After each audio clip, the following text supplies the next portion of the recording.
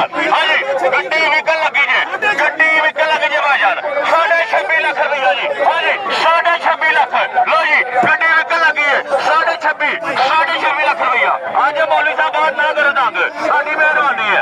हाँ जी 26.5 लाख रुपया जी 26.5 lakh 26.5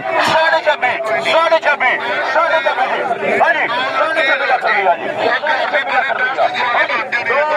model total German सिर्फ एक प्याज के साथ 26.5 लाख रुपया लाता जी भाईजान बोलो 26,60,000 रुपया 26,60,000 रुपया जी 26,60,000 रुपया 26,60,000 रुपया 26,60,000 रुपया। हाँ जी 2022 मॉडल है जी 60 एक प्याज बाकी टोटल जर्मन है। हाँ जी भाईजान 26,60 भाई हो गए जी। हाँ जी 26,60 26,60,000 रुपया जी।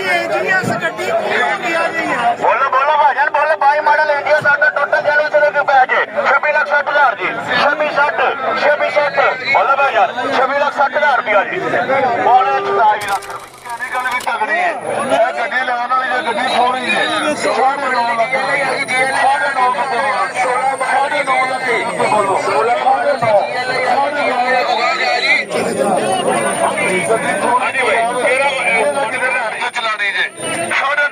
9.5 लाख रुपया 9.5 एक्सल है ये ठीक नहीं